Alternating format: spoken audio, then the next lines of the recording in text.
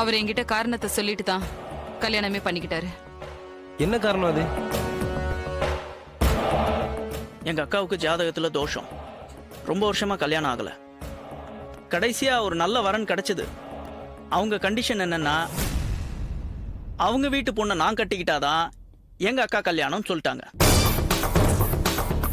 எப்படி இருந்தாலும் அக்காவை கட்டி கொடுக்கலன்னா என் கல்யாணத்தை பத்தி யோசிக்க முடியாது. ஸோ நானும் ரேஷ்மியும் சேர்ந்து பிளான் பண்ணோம். இவ சொல்லிதான் நான் அவளை கல்யாணமே பண்ணிக்கிட்டேன். எனக்கு தான் அப்பப்போ இவர் அந்த வித்யாவை கொஞ்சறத பார்க்கும்போது பத்திக்கிட்டு எரியும். உண்மையிலேயே இவர் என்னை ஏமாத்திருவாரோன்னு பயந்துட்டேன்.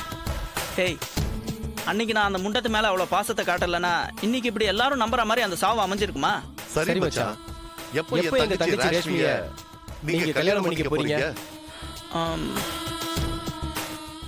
ஒரு 3 மாசம் கழிச்சு. அப்போ நாங்க 3 பேரும் ஸ்டேட்ஸ் கிளம்புறோம். நீங்க சொல்லும்போது நாங்க திரும்பி வரோம். டன்.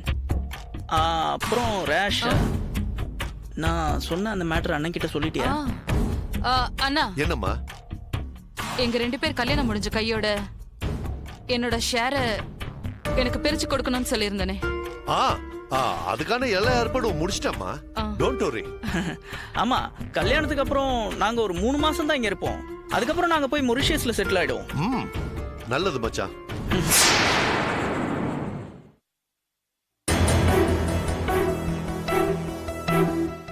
என்ன பண்ணணும்?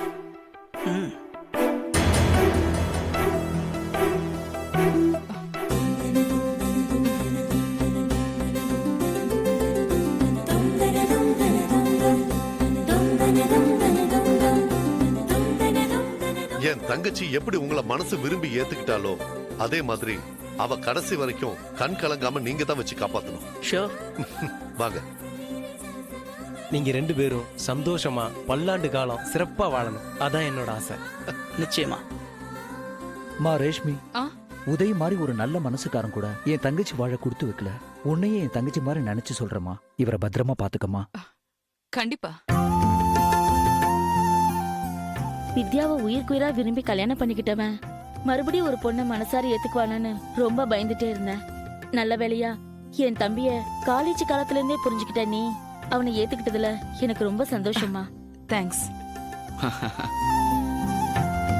இன்னாருக்கு இன்னாருன்னு கடவுள் எழுதி வச்சிருக்காருன்னு சொல்லுவாங்க. என்ன பண்றது? உதயோட சேர்ந்து அதிர்ஷ்டத்தை அனுபவிக்கிற பாக்கியம் உனக்கு தாமா இருக்கு. சந்தோஷமா இருங்க.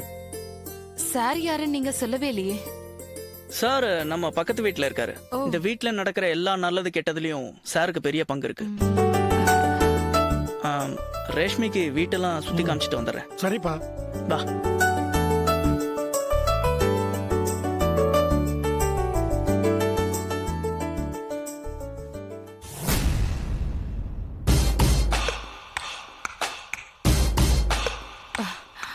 நைஸ்.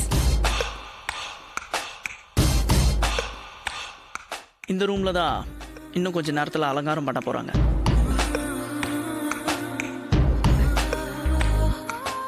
நம்மளோட ஃபர்ஸ்ட் நைட் இங்கதான் நடக்க போகுது. ஆமா, நம்ம மேல யாருக்கும் எந்த சந்தேகமும் வரல? வரல. ஆனாலும் நீ ரொம்ப பயப்படுறப்பா. ஹே, பயம்லாம் கிடையாது. ஆமா, அந்த பெருசு ஏதோ உன்கிட்ட கேட்டுச்சு, நம்ம 2 பேருக்குள்ள ஏற்கனவே பழக்கம் இருக்கான்னு கேட்டுச்சு. அப்படிதானே? ஆமாமா, நாம சிரிச்சு பேசிட்டு இருந்தோம்ல, அத பார்த்து அப்படி கேட்டாரு. இந்த மாதிரி தான் யாருக்கும் எந்த டவுட்டும் வந்துடக்கூடாது. ஓகேவா?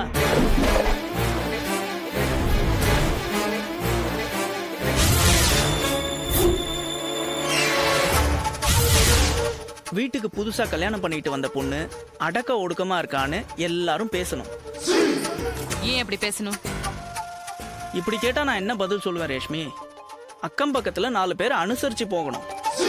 எதுக்காக அனுசரிக்கணும்? நல்லது கெட்டதுன்னா 4 பேர் இருக்கணுமா?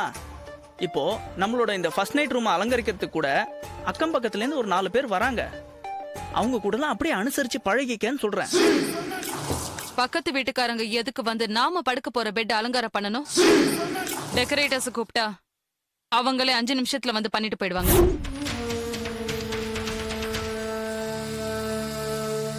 இந்த மாதிரி அடுத்தவங்களுக்காக வாழ்ற மாதிரி நடிக்கிறத நீ எப்ப நிறுத்துறியோ அப்பதான் நீ உருப்படுவ.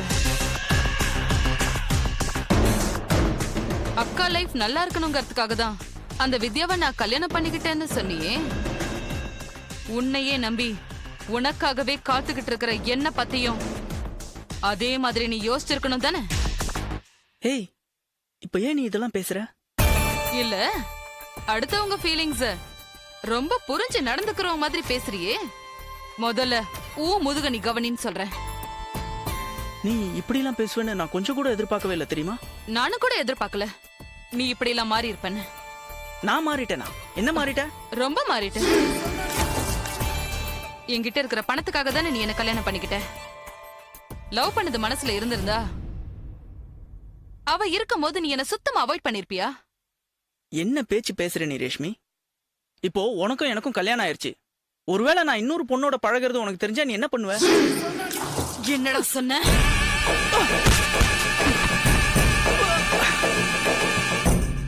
கொன்னுடுவேன். ரேஷ்மி, ஏய், அப்படியே மெரிச்சனா இன்னொரு வாட்டி வேற பொண்ணுங்களை பாக்குற வேலை வச்சுக்கிட்ட என் அண்ணனுங்க கிட்ட சொல்லி அன்னைக்கு நீ என்ன தூக்கி போட போனிய ஒரு குவாரி அங்கேயே தூக்கி போட்டுற சொல்வேன். இங்க பார், ஒன்ன நியாயப்படுத்திக்கிற வேலையெல்லாம் என்கிட்ட வேணாம். நான் சொல்லும் போது மட்டும் என்ன நீ லவ் பண்ணணும், அது மட்டும் தான் உன் வேலை.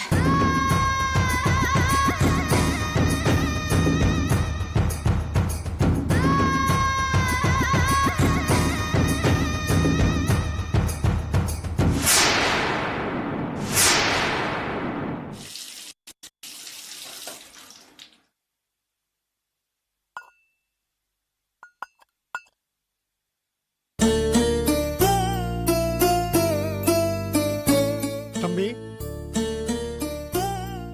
வாங்க மாமா. காஃபி கொஞ்சம் சாப்பிட்றீங்களா? இருங்க கொண்டு வரேன். பரவாயில்லப்பா.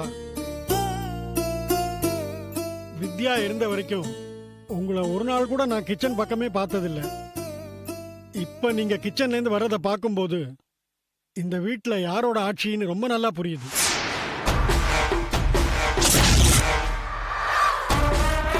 ஆமா, நேத்து ராத்திரி கூட ஹோட்டல்ல பார்சல் எடுத்து தான் சாப்பிட்டீங்க போல இருக்கு.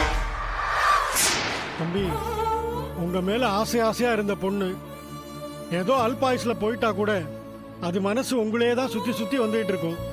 அதனால அப்பப்போ கொஞ்சம் பூ போடுங்க, 2 ஊதுபத்தி கொளுத்தி வைங்க. சரிங்க. வேண்டாம் தம்பி, என் வீட்ல என் மருமக நல்லா தான் காப்பி போடுவா. இருந்தாலும் மகாலட்சுமி மாதிரி இருக்கிற வித்யா கையில காஃபி வாங்கி குடிச்சாதான் என் மனசுக்கு திருப்தி. அதனாலதான் நான் வித்யா கையில தினம் காஃபி வாங்கி குடிச்சிட்டு இருந்தேன். எங்க வீட்டுல காஃபி சாப்பிட முடியாம இல்ல. வித்யா இல்லாத வீட்டுல எனக்கு எதுவும் இறங்கல தம்பி, வேண்டாம். ஹே ஓல்ட் மேன், என்ன ரபிஷா பேசிட்டு இருக்க?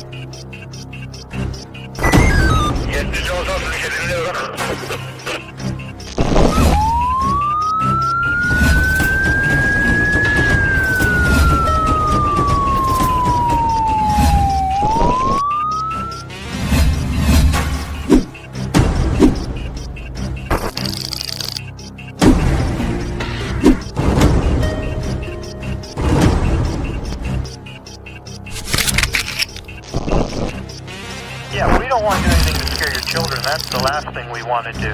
We don't want to scare anybody.